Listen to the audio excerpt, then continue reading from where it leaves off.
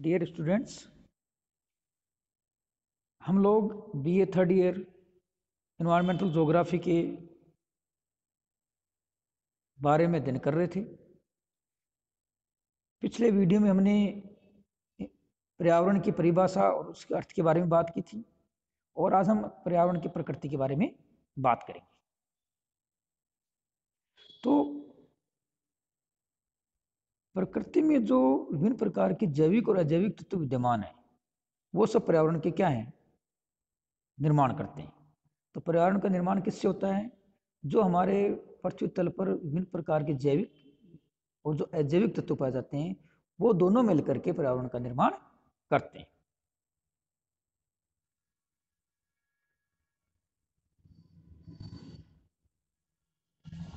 अजैविक तत्व को भौतिक तत्व भी कहा जाता है और इनमें स्थल, वायु, जल, मृदा आदि को शामिल करते हैं।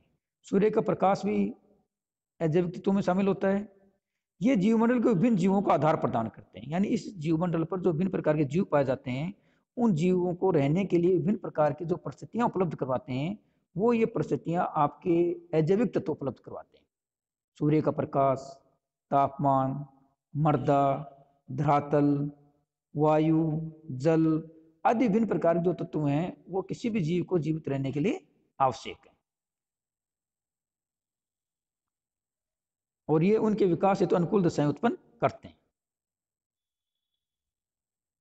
प्रसिद्ध विद्वान एंड्री गाउडी ने अपनी पुस्तक पर्यावरण की प्रकृति में पृथ्वी के भौतिक घटकों जैसे भूआकार, जलीय भाग, जलवायु, मृदा आदि को पर्यावरण के तत्वों के रूप में स्वीकार करके इनके साथ जैविक घटकों की प्रतिक्रिया के अध्ययन के रूप में भूदृश्य एवं पारिस्थितिकी तंत्र के मध्य भी घनिष्ठ संबंध बताया है।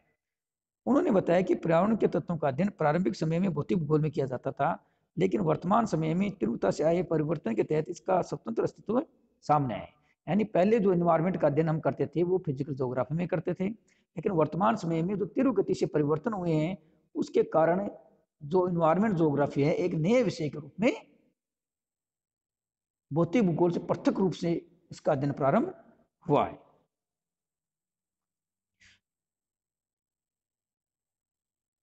भौतिक भूगोल को मानव भूगोल से समन्वित करने के लिए इसे प्रमुख कड़ी के रूप में विकसित किया गया है, जिसके अंतर्गत पर्यावरण के तत्व यानी पर्यावरण में किस किस का अध्ययन किया जाता है, पर्यावरण के तत्व, पर्यावरणीय समस्याओं, पर्यावरण पर मानवीय प्रभाव को महत्वपूर्ण स्थान दिया गया है। किसी क्षेत्र या भूदृश्य के विकास और प्रकृति को समझने के लिए पर्यावरण के तत्वों का अध्ययन आवश्यक है। ये तत्व या कारक पृथक न होकर परस्पर अंतर संबंधित होने चाहिए। यानी इस जीवमंडल के अंदर जितने भी तत्व पाए जाते हैं जिनका प्रभाव एनवायरमेंट पर पड़ता है वो कोई भी तत्व जो है उनको पृथक पृथक नहीं पाए जाते, वो एक दूसरे से अंतर संबंधित होते हैं। इस कारण हमें भी जब उनका अध्ययन करें, जब विभिन्न प्रकार के तत्वों का पर्यावरण के संबंध में अध्ययन करें तो उनका पृथक पृथक अध्ययन ना करके एक दूसरे से संबंधित रूप से अध्ययन ही किया जाना चाहिए, तभी इसके उचित प्रतिफल प्राप्त होगा।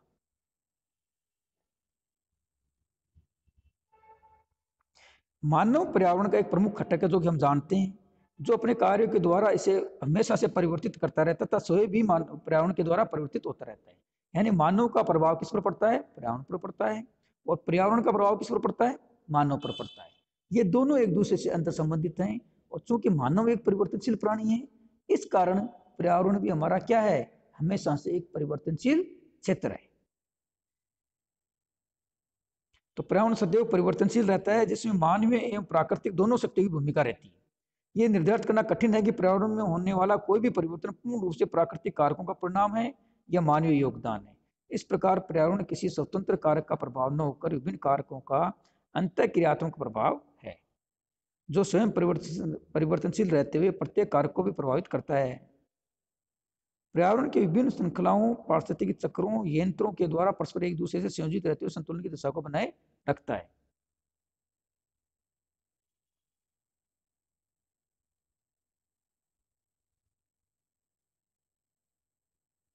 तो पर्यावरण एक खुला तंत्र है जो सदैव परिवर्तनशील रहता है।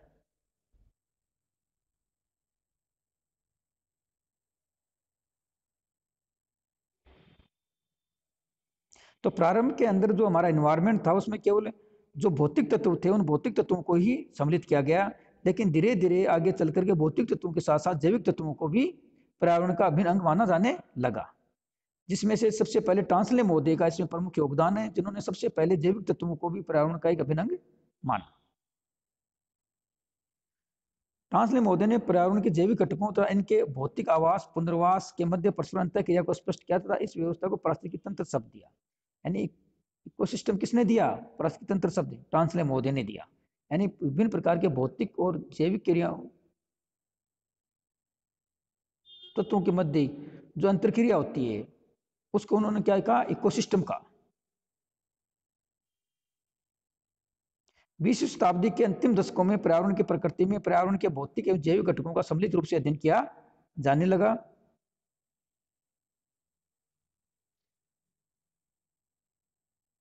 वर्तमान में पर्यावरण की प्रकृति परिवर्तित रूप से अग्रसर हो रही है, इसमें निम्नलिखित तत्वों के अध्ययन को समावित किया जा सकता है। यानी कुछ प्रमुख तत्व हैं जो पर्यावरण की प्रकृति में शामिल है। तो पहला है पारिस्थितिकी प्रणाली। तो पारिस्थितिकी प्रणाली में इसमें क्या है? मानव एवं पर्यावरण के पारस्परिक प्रभावों के अध्ययन के साथ ही मानव द्वारा अपनाए गए अनुकूलन तथा रूपांतरण का भी अध्ययन किया जाता है। दूसरा है पारिस्थितिकी विश्लेषण। इसमें किसी भौगोलिक प्रदेश के पर्यावरण के तत्वों और मनुष्य के मध्य जैविक एवं आर्थिक संबंधों के समकालिक अध्ययन का मूल्यांकन किया जाता है। तीसरा स्थानिक प्रणाली। एक प्रदेश का पर्यावरण दूसरे प्रदेश के भूगोल से प्रभावित होता है तथा उसे प्रभावित करता है क्योंकि परस्पर विभिन्न स्थानिक संबंध रखते हैं। स्थानिक विश्लेषण। स्थानिक विश्लेषण के द्वारा किसी भौगोलिक प्रदेश के पर्यावरण की अवस्थितिक भिन्नताओं को समझा जा सकता है। प्रादेशिक सम्मिश्र विश्लेषण। इसके द्वारा किसी पर्यावरण की क्षेत्रीय विभिन्नताओं की प्रादेशिक इकाइयों में प्राकृतिक विश्लेषण और स्थानिक विश्लेषण दोनों का सम्मिश्र अध्ययन होता है। जैवमंडल का अध्ययन। वर्तमान समय में जैवमंडल वृहद पारिस्थितिकी तंत्र का पर्यावरण के अभिन्न घटक समूह के रूप में अध्ययन किया जाता है। प्राकृतिक आपदाओं का अध्ययन। ज्वालामुखी, भूकंप, बाढ़, सूखा, चक्रवाती तूफान आदि को पर्यावरण अध्ययन में महत्व दिया गया है।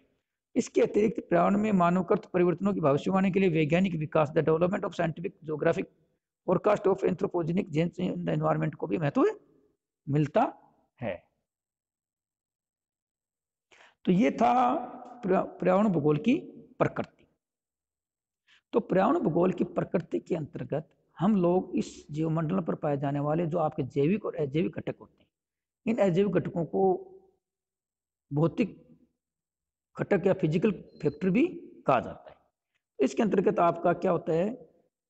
स्थल, वायु, जल, मृदा आदि शामिल किए जाते हैं और साथ साथ में विभिन्न प्रकार के जीव जंतु होते हैं। इन सब के अंतर संबंधों का जो अध्ययन होता है वो अध्ययन क्या कहलाता है? हमारा पर्यावरण की प्रकृति कहलाता है।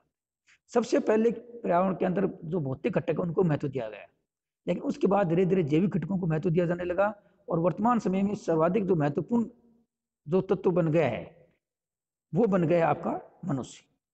अब क्योंकि आप जानते हो कि मनुष्य हमेशा परिवर्तनशील प्राणी रहा है, हमेशा कुछ नया नया करना, कुछ नई खोजें करना उसकी प्रकृति रही है। मनुष्य किससे संबंधित है? हमारे पर्यावरण से संबंधित है।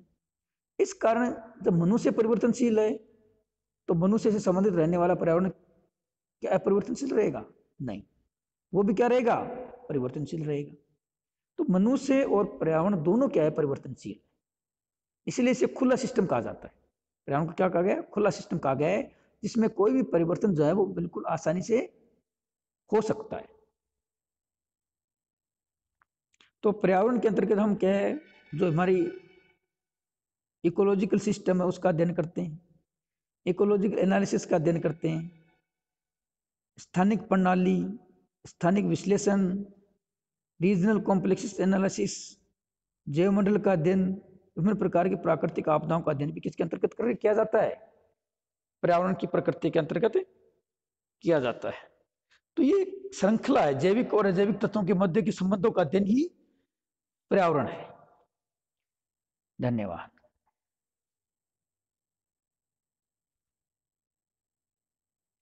नेक्स्ट जो वीडियो होगा उसके अंतर्गत अपन लोग क्या करेंगे?